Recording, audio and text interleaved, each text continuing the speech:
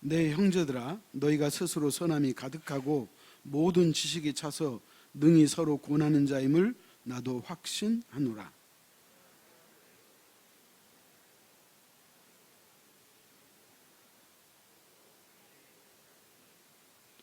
이 은혜는 곧 나로 이방인을 위하여 그리스도 예수의 일꾼이 되어 하나님의 복음의 제사장 직분을 하게 하사 이방인을 제물로 드리는 것이 성령 안에서 거룩하게 되어 받으실 만하게 하려 하심이라.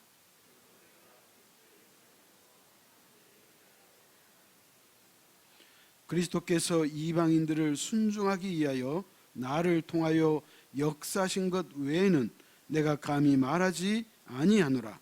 그 일은 말과 행위로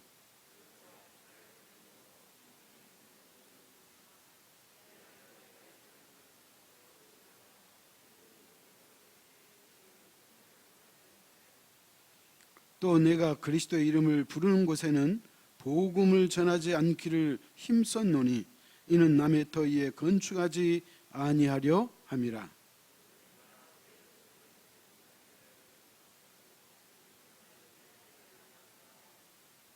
아멘. 지구상에 살고 있는 모든 생물 가운데 자기 자신이 죽을 것을 알고 사는 존재는 사람밖에 없어요. 그 어떤 동물도 그 어떤 생물도 자기가 이 땅에 태어나고 죽는다는 사실을 몰라요. 이 말의 의미는 뭐냐? 그들은 단지 그들 안에 심어져 있는 그 본능에 의해서 사는 거예요. 그런데 유일하게 사람만이 자기 자신이 죽는 것을 알아요. 사람만이 죽음 이후에 우리가 어떻게 될 것인가를 알아요. 그 왜 그럴까요? 그 이유는 하나님께서 우리를 애초에 만드실 때부터 그것을 인식하도록, 다시 말하면 지식과 지혜를 우리에게 주셔가지고 그 사실을 알게 하셨다는 거예요. 그래서 여러분 창세기 보면 하나님께서 우리를 만드실 때 어떻게 만드셨다 그래요? 우리의 모양과 우리의 형상대로 사람을 만들고 그런 거예요. 그러니까 우리를 만드실 때 하나님의 형상과 하나님의 모양으로 만드셨다는 것은 어떤 의미가 있느냐? 하나님과 거의 버금가도록 만드셨다는 거예요. 여러분, 그렇기 때문에 하나님을 신으로 섬기지 않는 사람은 자기가 신이에요. 자기가. 그래서 자기 마음대로 사는 거예요. 그러나 감사하게도 저와 여러분은 하나님을 아버지라고 섬기고 살고 있잖아요. 그러니까 하나님께서 우리를 이렇게 귀하게 만드신 거예요. 자, 그런데 우리가 언젠가는 이 땅에 떠날 거잖아요. 우리 아까 불렀던 찬양에도 우리의 인생에 황혼이 오면 그날이 우리 앞에 다가올 터인데, 그렇다면 우리가 이 땅에 그리스도인으로 살아오면서 마지막에 내가 말할 수 있다면, 의식이 있어서 내가 말할 수 있다면 어떤 말을 하고 어떤 고백을 하고 죽는 것이 가장 바람직하고 좋을까 생각해 봤다는 거예요. 자, 그런데 이것은 물론 사람마다 자신의 삶의 모양과 환경과 또 살아온 어떤 문화나 그리고 목표가 달랐겠지만, 그러나 예수 믿는 사람이라면 이구동성으로 똑같은 이야기가 나와야 한다는 거예요. 그건 뭐냐면 하나님의 은혜로 태어났고 하나님의 은혜로 살았습니다. 아멘? 아까 그 영상 찬양에서 우리가 누려왔던 그 모든 것이 하나님의 은혜라 그러잖아요. 오늘 새벽 시간에 이사야 말씀이었는데, 그 이사야 말씀에 보면 하나님이 이사야를 통해서 뭐라고 말씀했냐면, 하나님 말씀이 너가 태어날 때부터 내가 너를 안았고 너가 태어날 때부터 내가 너를 업고 다녔다 그래요. 하나님이 그렇게 표현했다니까요. 그러니까 우리가 태어난 것도 하나님의 은혜요, 산 것도 하나님의 은혜요, 우리가 이 땅을 떠나서 하늘나라 가는 것도 하나님의 은혜인 것을 믿으시기 바랍니다. 그렇기 때문에 예수 그리스도를 믿는 사람은 이 땅에서 최고의 축복을 이미 받은 사람이에요. 내가 누누이 강조하잖아요. 제가 목사로서 여러분한테 여러 번 이야기했잖아요. 이 땅에 살면서 우리가 받을 수 있는 최고의 축복이 있다면 그 축복을 이미 우리는 받아버렸어. 그 복이 어떤 복이에요? 예수 믿는 복이에요. 사랑하는 성도 여러분, 예수 믿는 그 복이 얼마나 큰지 몰라. 자, 그런데 은혜라 그랬잖아요. 사실 그리스도인의 이게 자세가 돼야 돼. 내가 어떤 일을 하든 또 어떤 목표를 달성하고 성공했던지 간에 결국 그 일은 누가 하셨다? 하나님 하셨다는 거예요. 그러니까 하나님의 은혜로 알아야 된다는 거예요. 자, 그런데 놀라운 것은 오늘 사도 바울이 로마서를 지금까지 우리에게 편지로 써주면서 이제 15장이고 16장 한 장 남았잖아요. 그 로마서를 마무리하면서 사도 바울이 뭐라고 얘기냐면 내가 지금까지 살아온 것이 하나님의 은혜였다, 그렇게 말해요.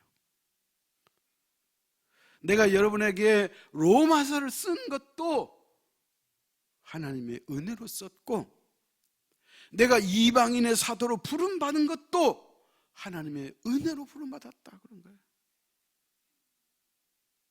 여러분, 이게 성도로서, 예수 믿는 사람으로서 가장 가져야 될 바람직한 자세예요.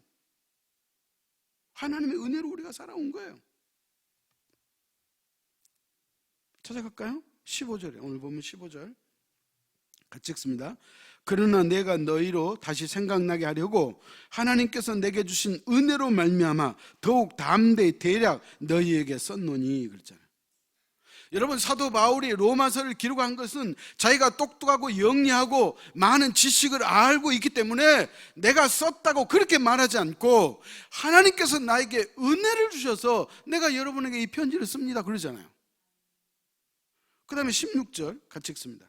이 은혜는 곧 나로 이방인을 위하여 그리스도 예수의 일꾼이 되어 하나님의 복음의 제사장 직분을 하게 하사 이방인을 제물로 드리는 것이 성령 안에서 거룩하게 되어 받으실 만하게 하려 하심이라. 이 은혜로, 하나님의 은혜로 이방인의 사도가 됐다는 거예요. 최초의 이방인의 선교사가 돼가지고 이방인들이 예수 믿게 하는 그 역할과 그 직분과 사명을 내가 감당했습니다, 그런 거예요. 자기 힘으로 한 것이 아니고 무엇으로? 하나님의 은혜로 했다, 그렇게 말해요. 사랑하는 성도 여러분, 사도 바울이 원래 이런 사람이었어요? 처음부터 이런 사람이었어요? 아니잖아요. 예수 믿는 사람을 핍박하고 매로 치고 감옥에 가두고 심지어는 스데반 집사가 죽는데 가장 큰 담당을 했던, 가장 앞장섰던 그 인간이 누구냐? 바로 사울이었어. 자, 그런데 그렇게 극악무도한 이 사울이라는 사람이 다메섹 도상에서 예수님을 만나가지고 회심했어. 자기가 자신이 죄인인 걸 알았어. 여러분, 그래서 그는 나중에 뭐라 그래요? 나는 죄인 중에 괴수라 그러잖아요. 여러분, 이 땅에 모든 사람이 다 죄인인데 그 중에 특별히 나는 죄인 괴수, 괴수라는 말은 죄인의 우두머리다, 그런 얘기예요. 그랬던 그가 어떻게 했어요? 하나님의 복음을 전하는 이 사역자로, 자기 편으로 말하면 이방인의 제사장 직분을 감당했다는 거예요.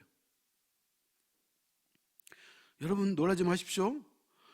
사실 우리가 그 사도 바울 그 덕에 우리가 오늘 예수 믿고 사는 거예요. 여러분이 알다시피 그 당시 유대인들은 자기들만 구원받는다고 생각했어. 하나님은, 우리가 믿는 하나님, 아브라함의 하나님, 이삭의 하나님, 야곱의 하나님은 우리 조상의 하나님이기 때문에 우리 유대인만 구원받고 나머지 모든 이 땅의 이방인들은 다 지옥에 들어갈 것이고 지옥의 불쏘시개로 쓸 것이라고 그렇게 생각했어요. 그러니까 그 당시 유대인 어느 누구도 이방인에게 하나님을 소개하고 전할 생각을 단 한 명도 하지 않았어요. 왜? 아니 뻔한데 이방인은 지옥 가야 될 마땅한 존재고 자기들만 천국 가는 사람들인데, 그랬던 그 유대인들이 깨지고 그 담이 허물어지고, 그것을 누가? 사도 바울이. 그래서 여러분, 오늘 저와 여러분이 여기 앉아 있는 것은 사도 바울의 큰 역할이 있었음을 믿으시기 바랍니다. 그렇다면 사도 바울이 도대체, 그도 예수 믿는 사람이고 나도 예수 믿는 사람이고, 그도 예수 믿고 회심했고 나도 예수 믿고 회심했어. 우리도 마찬가지예요. 근데 왜 그는 일평생 그는 그 열정을 가지고 결혼도 하지 않고 자기 생명을 다해서 복음을 전했는가 하는 거예요. 그건 좀 다르잖아요. 똑같이 예수 믿고 똑같이 구원받고 똑같이 죄 용서함을 받고, 쉽게 말하면 사도 바울도 그리스도인이요 우리도 그리스도인인데 그와 우리의 차이점이 뭐냐는 거예요. 그 차이점이 뭐였냐?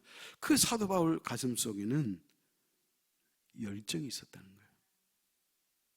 그 열정을 다른 말로 말하면 오늘 그가 그 열정을 가지고 그리스도의 복음을 전할 수밖에 없는 그 위치, 그런 삶을 살 수밖에 없는 그 결정적인 조건이 있었다는 거예요. 그것을 그리스도 일꾼의 조건이라고 제가 오늘 제목을 붙였어요. 사도 바울은 똑같이 그리스도인이고 똑같이 예수 믿고 똑같이 구원받고 똑같이 하나님의 자녀인데 그와 우리는 왜 다른가? 뭐가 다른가? 그는 우리와 다른 하나님을 향한 열정과 함께 소위 말하면 하나님의 일꾼으로서의 조건을 갖추고 있었다, 그 말이에요. 그 첫 번째가 뭐냐? 그는 분명한 그리스도인의 정체성이 있었어. 정체성이란 건 뭐냐면 나는 이러이러한 사람이다 라고 하는 거예요. 그러니까 그리스도인의 정체성은 뭐예요?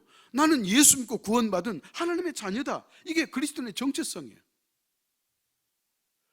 이 확신이 우리 속에 있느냐 없느냐에 따라서 삶의 결이 다르고 격이 다를 수 있다는 거예요.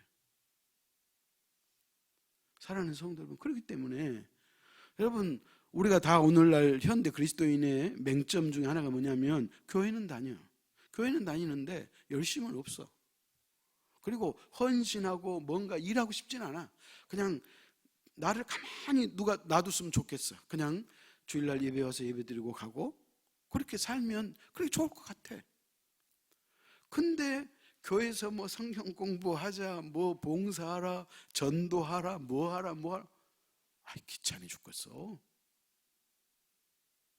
자, 이런 생각을 갖고 있는 사람은 그리스도인의 정체성이 뚜렷하다고 말할 수 없어요. 희미하면 그럴 수밖에 없어. 그렇기 때문에 믿음이 연약한 자는 그러려니 해요. 자, 그런데 믿음이 연약하지 않고 더더구나 직분을 갖고 있는 저와 여러분에게 그런 열정이 없다는 것은 다른 말로 그리스도인의 정체성이 희미하다, 그런 말이에요. 그래서 사도 바울은 자기 자신을 소개할 때 뭐라고 소개했냐면 나는 예수 그리스도의 종 바울은 그러거든요. 그리스도의 종이라는 거예요. 또 아까도 표현했지만 하나님께서 나를 부른 것은 이방인의 사도로 불렀다, 그렇게 말하잖아요. 그러니까 이것은 뭘 의미해요? 자기 자신이 누군가를 정확히 알았다는 거예요. 이게 정체성이야. 이게 정체성이라 그래요. 그렇다면 이것을 다른 말로 제가 한번 표현해 볼게요. 사도 바울은 그리스도를 떠나서 자기 자신을 생각할 수가 없어요. 사도 바울은 자기 자신의 인생을 누군가에게 이야기해주고 누군가에게 소개하려면 반드시 누가 있어야 돼? 예수 그리스도가 있어야 돼. 예수 그리스도를 빼놓고는 자기 인생은 껍데기요, 안고 없는 찐빵이다, 그런 말. 그러니까 사도 바울은 예수 그리스도와 늘 밀접한 관계가 있다, 그 얘기예요.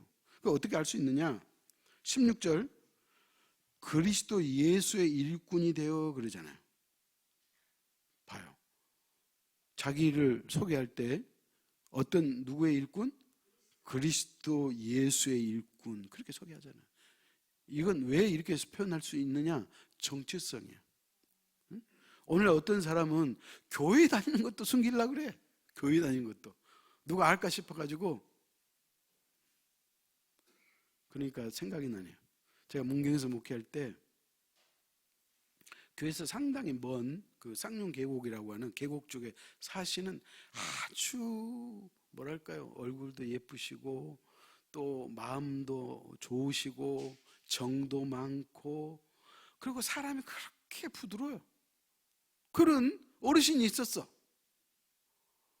근데 그분의 아들이 장남인데 그 장남 아드님이 장로님이에요. 장남이 장로님인데 그분의 또 신앙이 이게 보통이 넘어요. 보통이 그냥 장로님이 아니에요. 그러니까 자기 아버지를 예수 믿게 하려고, 당신은 그 자기 고향집에서 상당히 문경 안에서도 제일 먼데 살았거든요. 그래가지고 자기 아버지를 구원시키려고 우리 교회를 여러 번 오고 나한테 부탁하고 병원에 계실 때 신방 가게 하고, 쉽게 말하면 나는 너무교회 목사잖아. 그 장로님 입장에서는. 그런데 저를 불러다가 그렇게 한 거예요. 그래서 결국은 아버지는 돌아가시고, 그래서 이제 어머니가 교회 나오신 거예요. 근데 이분이 처음에 교회 나올 때 부끄러웠던 거 봐, 동네 사람한테. 그래가지고 신문지에다가 성경을 싸가지고 그렇게 다녔어. 뭐 어찌됐든 그러니까 믿음이 옛날까 그럴 수 있어. 그러나 예수 그리스도를 확실히 믿고 산다면 우리는 우리의 정체성이 뚜렷해야 될 줄 믿으시기 바랍니다. 그래서 사도 바울은 자기를 예수의 일꾼이라고 소개했고요. 그리고 분명하게 자기를 뭐라고 또 소개했냐면 하나님의 복음의 제사장이라 그렇게 소개하고 있는 거예요. 여러분, 제사장의 역할이 뭐예요? 제사장은 하나님과 백성 사이에서 중보하는 역할이잖아요. 그렇기 때문에 제사장의 역할은 상당히 커요.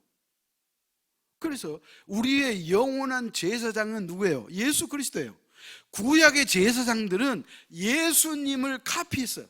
예수님을 모방했던 제사장이라고 보면 돼.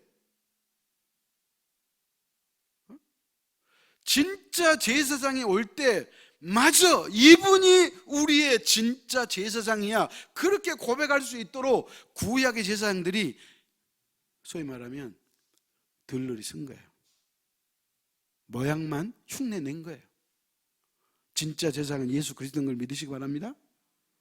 그러나 그 제사장의 역할은 뭐예요? 하나님과 백성 사이에 중보해가지고 그 하나님과 백성 사이가 소위 말하는 소통되도록, 교제가 되도록 그렇게 연결해주는 역할이 중보자 역할이고 제사장 역할이에요. 그러니까 사도 바울이 뭐라 그래요? 나는 이방인의 사도로 부름받았고 나는 이방인의 제사장이라 그렇게 말하고 있는 거예요.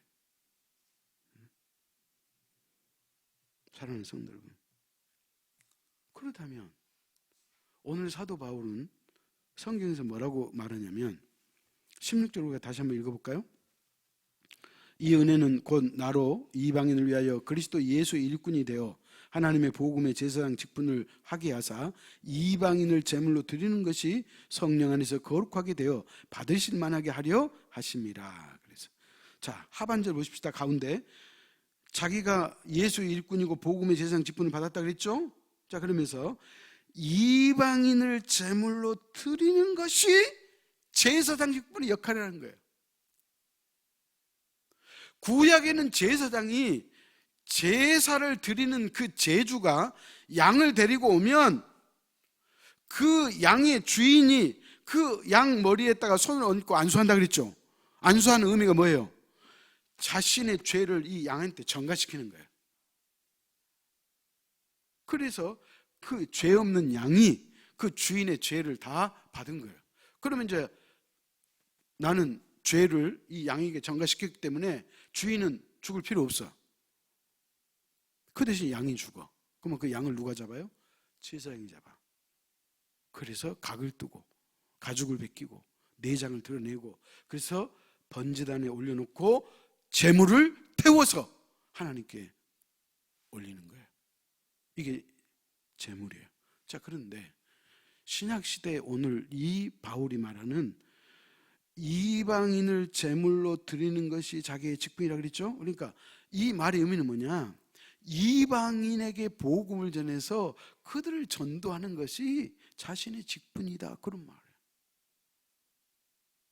그렇다면 오늘 신약시대에 예수 믿는 저와 여러분도 제사장 직분을 부여받았음을 믿으시기 바랍니다. 그러므로 우리도 전도해야 돼. 복음을 전해야 돼. 사도 바울은 이처럼 자신이 무엇을 해야 할 것인가에 대한, 나는 그리스도인이라고 하는 이 정체성이 분명했기 때문에 그는 일평생 동안 이 사역을 감당했음을 믿으시기 바랍니다. 그 다음에 두 번째, 사도 바울은 이와 같은 그리스도인의 정체성을 가지고 있었을 뿐만 아니라 자기 자신을 자랑하지 않고 예수님만 자랑했어요. 여러분, 이게 중요해요. 예수님만 자랑했어요. 자, 그는 자랑거리가 몇 가지 있어요. 사실 사도 바울을 자랑한다면 그는 유대인 중에 유대인이요, 히브리인 중에 히브리인이요, 가말리엘 문화에서 공부했다 그랬죠? 그렇기 때문에 그는요, 유대인 중에서 1% 안에 들어가는 특별한 사람이에요. 여러분, 우리나라에 지금 7천만이라고 그러잖아요. 아니, 5천만이라고 그러잖아요. 북한 2천만, 그래서 7천만 그러는데, 자, 남한에 5천만이 있어요. 그 5천만 중에 1%는 몇 명이에요? 50만 명이잖아요. 그러니까 사도 바울이 그런 사람이에요. 이 사람이 보통 얘기가 아니에요. 자, 그뿐만이겠어요? 오늘 본문에 보면 그는요, 자랑할 것들이 너무너무 많아요. 그래서 자기가 다 열거해요. 20절 21절 교도합시다. 또 내가 그리스도의 이름을 부르는 곳에는 복음을 전하지 않기를 힘썼노니 이는 남의 터에 건축하지 아니하려 함이라.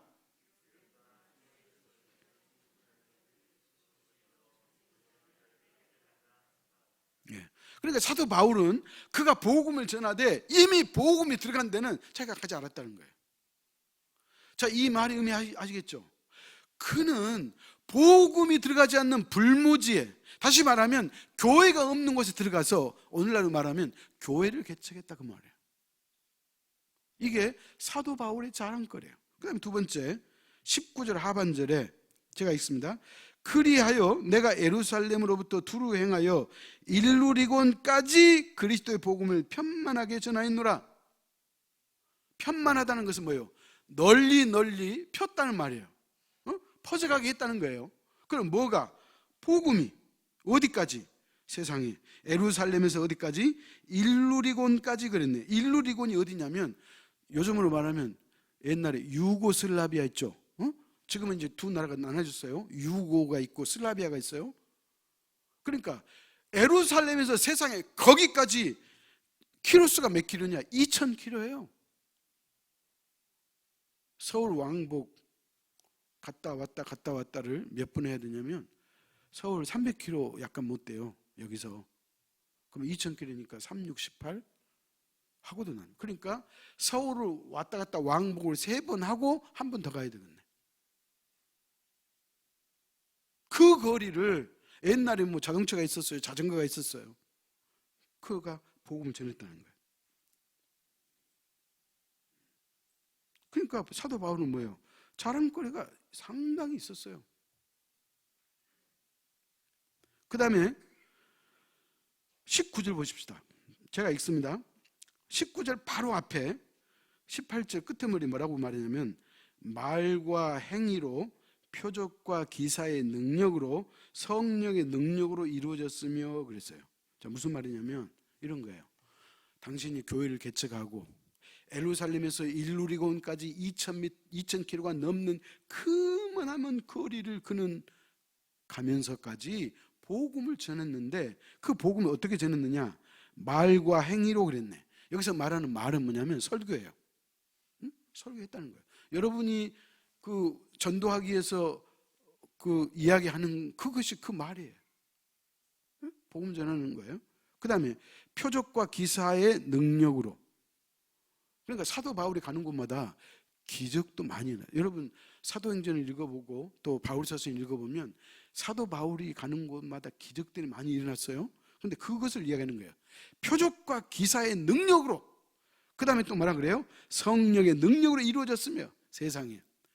사도 바울이 교회를 개척하고 이 땅에 그 어느 누구도 그렇게 머나먼 길을 가서 복음을 전하지 않는 그런 그때에 유일하게 사도 바울이 그렇게 복음을 전했어요. 그러니까 그는 특별한 사람이에요. 그는 자랑해도 돼. 그럼에도 불구하고 사도 바울이 뭐라 그래요? 내가 설교로 또 하나님이 나에게 주신 표적과 기사의 능력으로 성령의 능력으로 했다는 거예요. 자기 힘으로 하는 것이 아니고 하나님의 능력으로 했다는 거예요. 그러니까 얼핏 보면 사도 바울은 자기를 자랑한 것 같았지만 실제로 누구를 자랑하는 거예요? 예수 그리스도를 자랑하는 거예요. 사랑하는 성도 여러분, 복음을 전하는 사람, 이 시대의 진정한 그리스도인은 자기를 자랑하지 않고 예수 그리스도를 자랑하는 줄 믿으시기 바랍니다. 여러분 사도행전 19장 11절 12절 찾아가십시다.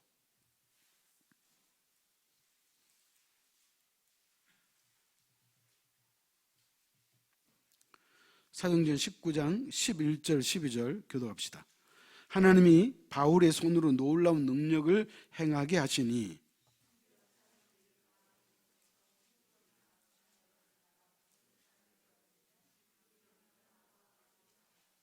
봐요.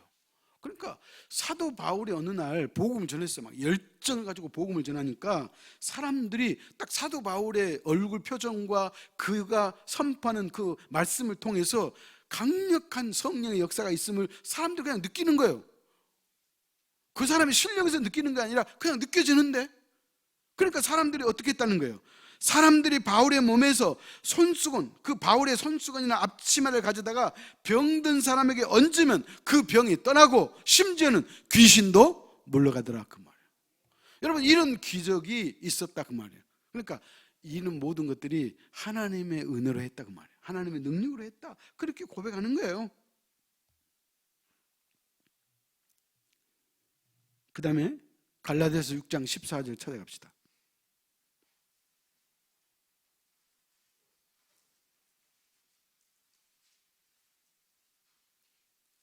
사도 바울이 뭐라고 말하는지 우리 같이 한번 읽겠습니다. 그러나 내게는 우리 주 예수 그리스도의 십자가 외에 결코 자랑할 것이 없으니 그리스도로 말미암아 세상이 나를 대하여 십자가에 못 박히고 내가 또한 세상을 대하여 그러하니라. 여러분 봐요. 자기는 그리스도만 알기를 원했고 그리스도로만 자랑한다는 거예요. 그러면서 이런 표현을 썼네요. 세상은 자기를 십자가에 못 박았다는 거예요. 나 역시 세상을 십자가에 못 박아버렸다는 거예요. 그 말은 뭐예요? 나는 세상으로 나는 결코 뒷걸음질 치거나 한눈 팔지 않고 나는 오직 그리스도만 바라보고 살겠다. 이런 말이에요. 여러분 그렇기 때문에 사도 바울이 이와 같은 로마서를 쓰고 신약의 절반인 서신을 무려 13개나 썼던 그 이유는 바로 사도 바울이 이런 사람이었기 때문에 그렇다는 거예요. 그는 겸손했다는 거잖아요. 자기 자랑하지 않고 예수만 자랑했다는 거예요. 그 다음 마지막 세 번째, 사도 바울은 삶의 목표가 분명했어요. 여러분 목표가 있어야 돼요. 사랑하는 성도 여러분, 물어보십시다. 여러분의 목표가 뭐예요? 이것은 젊은 사람에게만 해당된 것이 아니고 연세 드실 수도 마찬가지예요. 하나님의 나라와 하여금 앞으로 몇 년 살게 하실 터인데 그때까지 나는 뭘 하겠다라고 하는 그 분명한 목표가 있어야 한다 그 말이에요. 여러분 사실 그러잖아요. 목표가 있어야지 뭔가를 하는 거예요. 우리 교회가 스피릿 블루존이라고 하는 그것을 하면서 그 카드 있잖아요. 그것이 있으니까 그래도 그나마 그 정도라도 하는 거예요. 여러분 목표가 있어야 돼요. 여러분 인생에 목표가 있어야 돼요. 우리 청년들은 청년의 목표가 있어야 돼요. 사도 바울은 분명한 목표가 있었어요. 20절 같이 읽습니다. 또 내가 그리스도의 이름을 부르는 곳에는 복음을 전하지 않기를 힘썼노니 이는 남의 터위에 건축하지 아니하려 함이라. 사도 바울이 복음을 전하는 목표가 있었죠. 그런데 거기다가 더군다나 쉬운 곳을 선택하지 않겠다는 말이에요. 이미 복음이 들어간 데는 끼웃거리지 않겠다. 전혀 복음이 들어져. 요즘 표현으로 말하면 나는 미전도 종족에게만 복음을 전하겠다. 그렇게 말하는 거예요. 그렇기 때문에 사도 바울은 가는 곳마다 교회를 세웠잖아요. 사도 바울이 가는 곳마다 교회를 세울 수 있는 결정적인 이유는 뭐냐? 그에게는 분명한 목표가 있었다는 거예요. 사랑하는 우리 제할교회 성도 여러분이요, 오늘 이 시간 여러분이 오늘 집에 돌아가셔서 분명히 여러분의 인생의 목표를 정할 수 있기를 축복합니다. 여러분 우리 교회도 마찬가지잖아요. 7대 비전과 123 프로젝트라고 하는 분명한 목표가 있잖아요. 이것이 아니면 저는 우리 교회를 이것을 떠나서 우리 교회를 이끌어가지 않아요. 왜? 개척할 때부터 하나님이 우리에게 주셨기 때문에 이 목표 안에 있으면 되는 거예요. 그래서 우리 교회가 세계 선교사를 선교하는 교회가 아니잖아요. 선교사를 파송하는 교회예요. 파송하는 3번. 다 대다수 교회가 선교하는 교회예요. 선교하는 교회. 그래서 저는 그렇게 하지 않아요. 선교사를 파송하는 교회. 그런데 보십시오. 세상에 하나님이 우리 교회 5주년 때 김양곤, 유순진 선교사를 네팔로, 우리 교회가, 이 작은 교회가 아직도 우리 노예 60년 역사에 한 번도 우리 노예 안에 있는 교회 100개 교회 가운데 선교사를 파송한 교회 없어요. 우리 교회만 있어요. 그럼 그 이유가 뭐냐? 목표가 있었다. 목표가. 사랑하는 성도 여러분, 여러분 삶의 목표를 세울 수 있기를 축복합니다. 자, 그런데 한 가지만 여러분한테 더 이야기 드리자면, 얼마 전까지도 선교의 지향점이 뭐였냐면 미전도 종교의 복음을 전하는 거였어요. 자, 근데 선교 지향점이 조금 달라졌어요. 물론 당연히 미전도 종교의 복음을 전해야 돼요. 어떻게 다르느냐? 414 선교 방향이 정해졌다 그래요. 414. 414가 뭐냐? 4세부터 14살까지를 말하는 거예요. 커서 복음을 전하면 복음이 잘 들어가지 않을 뿐더러 예수 믿고 구원받는 확률이 지극히 떨어진다는 거예요. 그러니까 쉽게 말하면 15살만 넘어도 복음 전하는 일이 어렵다는 거예요. 지금 여러분 그 시대가 됐어요. 우리 교회 개척 초창기 때 중고등부가 가장 많이 나올 때 한 80명 정도 나왔잖아요. 그래서 우리 교회가 다음 세대 그 목표를 가지고 그렇게 했고, 그리고 그들이 떠나고 이제 청년들이 한 30명 정도 그때 남았었거든요. 근데 이제 또 세월이 가고 결혼하고 직장 가고 장가 가고 그러니까 이제 또 점점 떠나는 거예요. 그러나 그들이 떠났다고 해서 그럼 그들과 우리가 상관이 없냐? 그게 아니에요. 우리 교회가 여러분이 그들을 키웠잖아요. 아멘? 그렇기 때문에 그들은 어느 곳에서 뿌리를 박든지 그곳에서 하나님의 거룩한 자녀로 성장하고 또 역할을 감당할 줄 믿으시기 바랍니다. 그렇기 때문에 그들이 지금 이 자리에 없는 거 그거 두려워하잖아요. 아멘?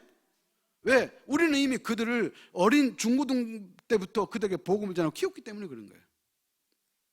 자, 그런데 지금은 더 어려워져 버렸어.